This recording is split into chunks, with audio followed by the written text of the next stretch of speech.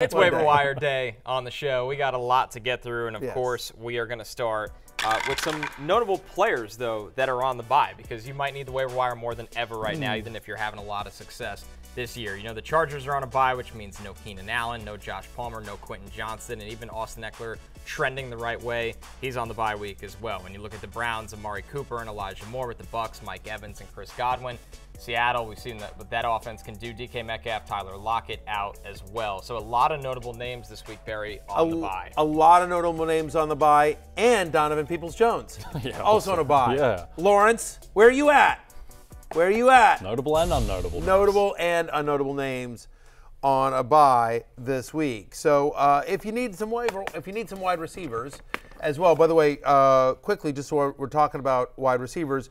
News came out just before we went on air. Mike Evans dealing with what they're calling a minor hamstring injury. Never liked that. Yeah. Are any hamstring injuries minor, Jay Croucher? No, I don't think so. That's a concern. It's one that you can re-aggravate as well. It's just fortunate the bye is well timed for Mike Evans. But if he's not right, then Trey Palmer becomes a little bit more interesting, I guess. He continues. Like, first off, we think the Buccaneers' offense is better than I think preseason perceptions were. Like, they're 3-1. Baker's playing like solid to slightly above average quarterback play, right? 70% of snaps for back-to-back weeks for Trey Palmer. Like, he's a rookie that is clearly their number 3. And so I think if Mike Evans were to miss any time, Palmer would be the beneficiary there. So just, I don't know, if you're in a deeper league, you don't need anyone this week, maybe a grab and stash. There are other people that we'll talk about here in the waiver wires, but just wanted to bring that to your attention in case, you know, they always say it's minor, and then next thing you know, they're out for a month. Yep. Again, I'm not saying that's what's going to happen here with Mike Evans, but you don't like to see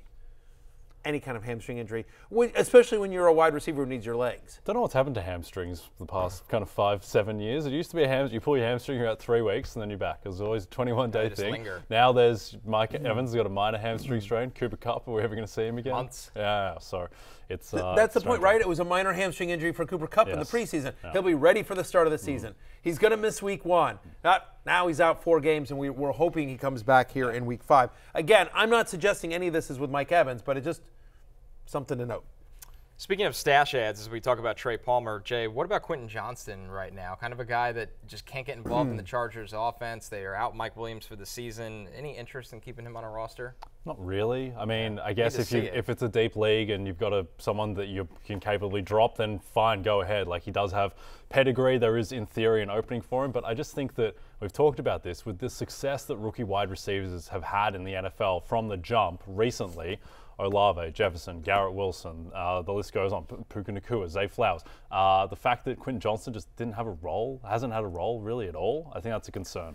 Yeah, I mean, right. In that offense. Right, in that offense, right. Tank Dell, by the way, is another one on the list. And so, like, as you're talking about here, Connor, like, again, one of the knocks on him coming out of college was inconsistent. Raw and inconsistent. And so there'll be some flash games. There'll be some spike games later in the season for Quentin Johnston. And I don't mind it, again, if you have a deep bench and you can stash him if you don't need him anytime soon. But if you're looking for help right now, we have some names that we like a little bit more. I'll also just mention real quickly before we dive into this list, Romeo Doubs is available in about 46% of Yahoo leagues. What we like to do is they have to be available in more than 50% of Yahoo leagues for them to make our waiver wire list. So Doubs just misses the cut, but 46%, it's worth seeing if he's available in your league. If he is, he'd be our number 1 wide receiver ad this week.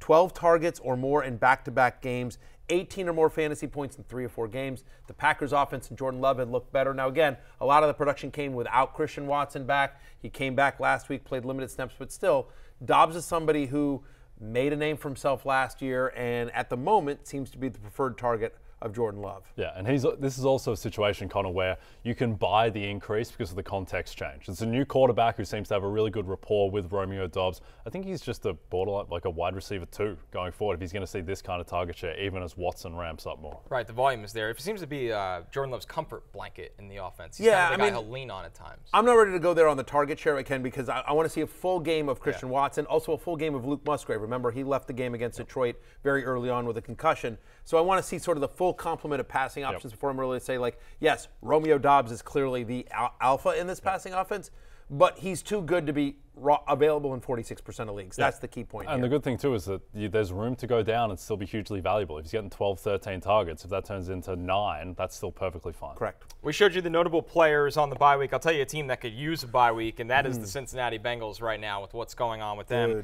And we got to hear from T. Higgins on the status of his rib injury. I plan not to be out, for a while. So I plan to be back either, maybe this week, maybe next week. It's not a crazy, injury to where I have to sit out, multiple weeks. But man, it all depends on, the soreness, and it's really up to me at the end of the day. Where the team is right now, I feel like, my presence on the field can really help the team, in the next few weeks. The next few weeks is huge. So, just going out there, making plays, that I know I can make will help the team out in the future. So. That was Bengals wide receiver T. Higgins on dealing with a fractured rib right now. Hopeful to play on Sunday, but not overly positive. Okay, yeah, and listen, love the kid's attitude for it's not up to him. Yeah. It's up to the medical staff. You don't get on the field unless the medical staff clears you. Now, I understand he'll have a say in that because ultimately it's going to be about, and on some level it's going to be about pain tolerance. And if he's like, no, I feel good, I can go, then okay, maybe they'll lean more too. But but we hear this all the time from players, I'm playing, I want to play, and then medical staff are like, no, you're not actually. So, would be great to see him back out there, but I wouldn't count on it in the next at least. Fractured ribs are no joke, Jay Croucher. Yes, they're not. I haven't done one myself yet, Matthew, but I hear they are indeed no joke. We can do that during the pain tolerance segment. Yeah, exactly. Hamstring pull. Hamstring pull. We'll fracture a rib. Penn State Blake, grab a hammer, because during the commercial break we're going to try something with Jay. Oh boy! I was just as a general rule. I would say if I do it, then I'm liable. But if Penn State Blake does it, who cares? But we can get another researcher. Penn State Blake. Damien's on deck for tomorrow's show. We're playing chess here, not checkers. Come on, Connor. Fall guy. Everyone's got a good fall guy. Got to have a fall guy. He's so smiley as well, Penn State Blake. Was it Dion? Who was the guy that said that tell the NFL players that you had to have a fall guy? No. Who was it? There was somebody that don't want to make accusations. Carter? What? Chris Carter on top. Chris Carter. Chris Carter. That's what it was. Right. It's Chris Carter. Yes. Right. This is not an accusation. This is a known thing. This is a very public thing that he told a bunch of NFL rookies you got to have a foul guy. It doesn't just apply to NFL rookies. It's also podcast hosts. Yeah. So it's a life lesson. Penn State Blake. Everyone's like, why do you have Penn State Blake on staff? He's my fall guy. Yeah. Obviously. He's the smiling hammer man. Yes, that's exactly right. Yeah. So T. Higgins. I would say just as a general rule, don't read into anything that a player says about their. Remember when David Montgomery was out? He just ruled himself out for 3 weeks and then was back a week later and running the ball 32 times. Unless a player says something like, "I heard a pop" or something, that's maybe that's a concern. But outside of that, we'll see with T. Higgins. If he doesn't go, Tyler Boyd is the clear guy who's going to see his usage increase. When Higgins is in, Boyd is like the quintessential guy who's potentially on your waiver wire in a shallow league and will give you 5 for 40 and 9 fantasy points.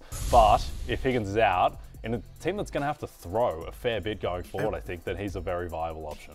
Yeah, I mean, look, he's had 3 straight games with at least 7 targets, which is a positive, and you expect that target share to increase, even though he plays the slot and Higgins outside.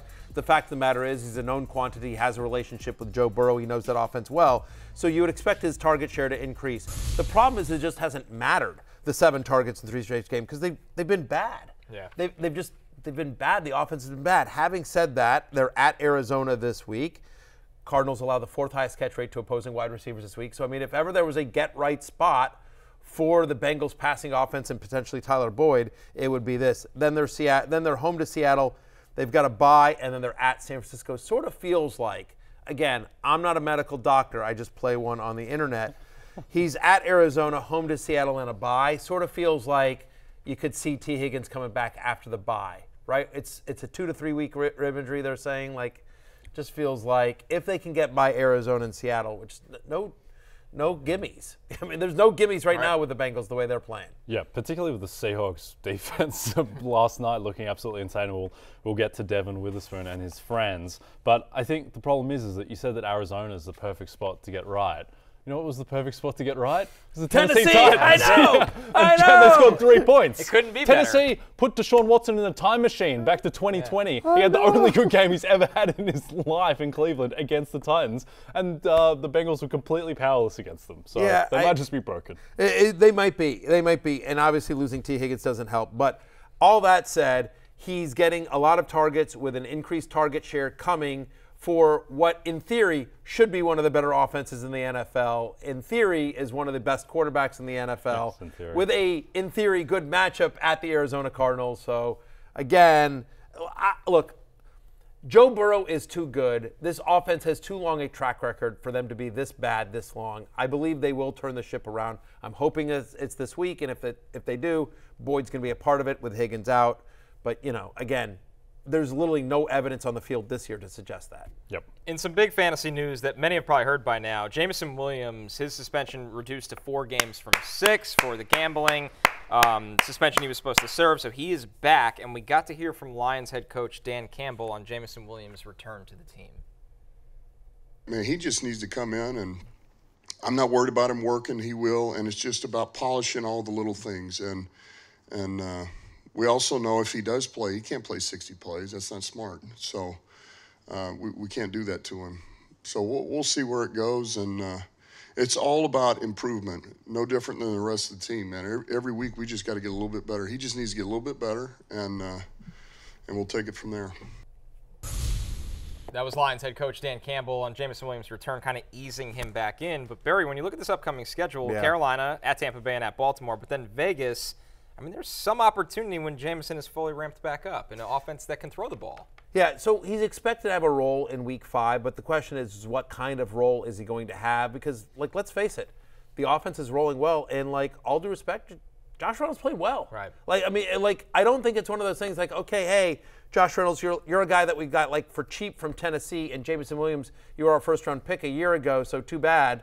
They're going to keep rolling with who they're working with here. So I think you'll see my point is I would really like to have Jameson Williams on my roster. I'm absolutely not starting him this week. I'm going to need to see it until you're ready to go. But the fact is that, talk about Jameson Williams as a prospect. If that guy hadn't been hurt. Oh, insane. We got to see it on the one bomb he caught last year. That's his game. The deep speed is not just good. It's in the Jalen Waddle territory. That's the kind of speed we're talking about in an offense that it also opens things up for David Montgomery, Jahmyr Gibbs, Amon-Ra St. Brown, all of the underneath plays. So Sam Laporta. Sam Laporta. They need him on the field. It just feels like from a fantasy statistical performance, it might look like how Marvin Mims has been the first couple of weeks where you're like, okay, he ran 12 routes and he caught a 35-yard pass, but we just haven't had him on the field to be featured yet. The speed is insane. He had 2 touches last year. Both of them gained 40 yards. Right. He had the 41-yard reception. He also had a rush that went for 40 as well. I was told by other people, I don't know where he was on your list because you and I were working together at the time, that I was told by others that had he not been injured, and he'd have been the #1 wide receiver drafted that year in terms of that's where his skill level is. Yeah, that's right. We had Drake London and Garrett Wilson go above. The Lions gave a fortune to go up and get him because that's how prioritized he was. But, this is a player that if you can manufacture touches, and we think their offensive coordinator, Ben Johnson, understands how to do that, game-breaking kind of playmaking ability. Yeah, I think the problem is that Amon-Ra St. Brown, locked in, wide receiver 1. Yes. Sam Laporta quietly is having the greatest rookie tight end season of all time and can't even crack the top 6 in offensive rookie of the year odds because the field is so loaded. He's going to continue to be fed. And they just ran the ball 43 times against Green Bay. So I'm not sure really if there's much of an opportunity. And do you think it's a concern, Connor, that he played 6 games last year and had 1 catch? Is that a concern? I think a little bit. I think, number one, he's just a guy that can't. He's always behind going into the season. He needs a camp. This is a guy that needs a camp in an offense that is going to ask a lot of you. So I don't think they don't feel like they need to trust him yet right now. This could be fantasy playoff relevant. I don't know if it's fantasy first half of the season relevant. I could see a role for him. This is going to sound insane here for a second, but I could see a Marvin Mims-like role for him where he's only playing 10 snaps a game, but he gets 3 deep bomb targets on those 10 snaps, and he converts 2 of them. And you're excited about it. And then all of a sudden you're like, wait a minute, where's this guy? Why can't this guy get on the field more? But here's what I would say. He's got the pedigree and the talent along with an offense and a quarterback that if he gets right could be a league winner down the stretch. Like, he's got that kind of upside. Like, as long as we're talking about, like, bench stashes, like, I'd rather Jamison Williams than Quentin Johnston. No, by a mile. Yeah. I mean, like, in terms of just upside, in terms of enormous upside. Like, again, you mentioned Jalen Waddle. Like, that's what we're talking about here in terms of his potential, skill set. Again, we haven't seen it yet, and he hasn't had a camp. But as he gets more acclimated into this offense, we talked about this all the time in the preseason around Amon-Ra St. Brown and Jared Goff and the Lions. But again, 7 of their final 8 games are in a dome. Again, and so just, again, on the turf, inside, that speed taking over as he gets more acclimated. If you can afford the bench spot, we like Jamison Williams a lot for the second half of the year, potentially. I've stashed him in my biggest league, thinking playoffs for him. I really do believe in the talent over time. The next one I'm really excited about on the waiver wire this week, and that's Michael Wilson, the rookie wide receiver for Arizona, coming off a massive week against the Niners where he caught all 7 of his targets, 76 yards, and most importantly, the 2 touchdowns. Jay, he's available in 98% of leagues. This is going to be somebody that you're going to see the fab budget thrown on because Josh Dobbs is proving he can play, and Michael Wilson might be the most exciting target in an offense that does have Hollywood Brown. I think that's the big thing is that Dobbs against San Francisco's defense looked completely at home and played really well. And if he can support... And Dallas, by the way. Yes. Like he played, I mean, like again, that's the thing. Potentially the 2 best defenses in the league along with, Cleveland and the Jets and these type of teams. So I think he's kind of matchup proof at the moment, which is completely insane to say about Josh Dobbs, but they're throwing the ball effectively. And it looks like Wilson and Brown are the 2 guys in that offense that you really want. And Wilson has seen his role increase. He got the 7 targets last week. That was the first time he topped 4 targets in a game. And I think this is going to be just a real thing going forward. 3rd straight game with over 55 yards receiving as well. Obviously, this is kind of a breakout game. But I will tell you, like, again, and I've interviewed a ton of players in my life, right? And I always go to the NFLPA rookie premiere. And sometimes you meet a kid and you're like, I love this kid. And then they do absolutely nothing. Like, I mean, like I loved Miles Boykin, like, in terms of an interview. Right. Like, just great interview. It just hasn't happened for him yet. And then there are other guys that I've interviewed, I'm like, I don't know about that guy. And then they go out and they just completely ball out, right? Sam Howell. Did not get to interview Sam Howell. That would not be the case here. But, like, no, I mean, I'll tell you, like, did not have a great interview with Dalvin Cook. Right? But, again, obviously, amazingly productive NFL career. Michael Wilson, absolutely loved him when I spoke to him. Followed him on Instagram. Like, I don't often do that. I often don't follow players on Instagram because I also don't want, but I liked him so much. And when I say liked him, it's not just like a vibe thing. It's just in terms of like his approach to the game, in terms of like sort of his focus, and just when you talk to him, you get a sense of players when you talk to him, and when you've talked to as many as I have, you get a sense of like, here's somebody that understands like this is a job and this is a real opportunity, and kids grow up dreaming of being in the NFL, and now I've got a chance to do something. And then the other people that come in just like, yeah, man, I'm just fast, and you're like, whatever. And like, Connor says that all the time. Right? Connor does all the time. Exactly.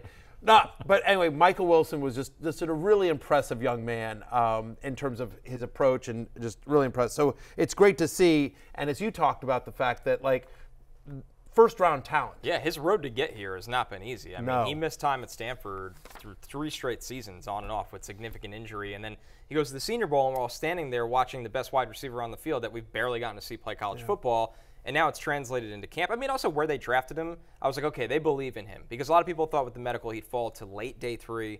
They believe in him. He's incredibly talented, like you said, incredible character, and he's in an offense that I think he's going to be a featured player. Right, and as we always talk about, it's talent and opportunity.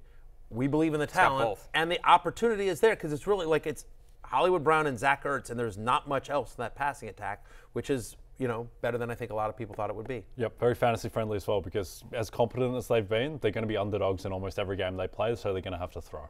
Our next one here, guys, wide receiver Michael Gallup, of course, the slow return last year from injury, but in back-to-back games this year, 5+ catches, 60+ yards. Their upcoming schedule, they got the Niners here, of course, on Sunday Night Football on NBC and Peacock. The Chargers bye week, and then the Rams. Gallup Berry is available in 81% of leagues right now. Yeah, 18% target share in the last 2 weeks as well. Niners, as good as they are defensively, they've allowed the 2nd most receptions to opposing wide receivers, and it does feel like over the last couple of weeks, like going into the season, we're like, okay, we know number 1 wide receiver there is CeeDee Lamb, 8 as I call him. And then after that, like, okay, what's it going to be? And I think the general assumption was probably Brandon Cooks. They made the trade for him in the offseason. But honestly, it's been Michael Gallup, who is now 2 years removed from that bad injury as well. Somebody who's been in that system, has a connection with Dak Prescott's been there with Dak the entire time as well. So Gallup, who's available in 81% of leagues, on a Cowboys offense that, unfortunately the problem is their defense is so good they haven't had to throw the ball that much. But to your point, Niners, Chargers, bye, Rams, those are all teams that are, good to above average. And so I think they're going to have to be more offensive-minded in those games. Yep, and I think it's at the point now where I'd probably rather have Gallup than Brandon Cooks. Agreed. Just because it just hasn't really happened for Brandon Cooks. And Gallup, before the injury, he was a guy who was on, 100-target paces for multiple years in a row. Dak Prescott just seems to have his guys. Like, he always targeted Dalton Schultz. He's got Jake Ferguson now, and he just hasn't established the rapport with Brandon Cooks. And the other thing with Dallas is that two things. One, CeeDee Lamb is not being force-fed the way that, say, Devontae Adams is. This is a more egalitarian offense. And also, they haven't really run the ball that effectively. Tony Pollard's 4.3 yards per carry. That's kind of under what you would expect. So I think they are a team that does need to be throwing, and Gallup can provide value. As we always do, let's recap Barry's Week 5 top wide receiver waiver wire targets. We got Tyler Boyd, followed by Jameson Williams, Michael Wilson, Michael Gallup, Marvin Mims, Allen Lazard, and Josh Downs. Barry, we didn't get to talk about those last three guys. Anything stand out to you with them? They're all sort of, like Mims and Downs are more stashes. Again, we keep hoping Mims' role will increase. We've talked about him a lot on the show. And Allen Lazard, I'm just bringing up because, you know what, hey, the Jets play the Broncos this week. Streamer. Lazard caught a touchdown this past week. We do think, again, if you need somebody this week and everyone above him is gone, Lazard might have some potential this week in a good matchup. Hey, it's Matthew Berry from NBCSports.com and RotorWorld.com, and I want to thank you so much for watching whatever it is you just watched, or if nothing else, being too lazy to click out of the autoplay after this video started, after whatever it is you actually wanted to watch finished. But now that you're here, I'd like to take a moment here to ask you respectfully now, okay? I'm asking you respectfully to subscribe to the NFL on NBC YouTube channel. You'll get the latest Roto-World fantasy news headlines, all sorts of great shows, including my own Fantasy Football Happy Hour. So go subscribe now. Again, I'm asking respectfully.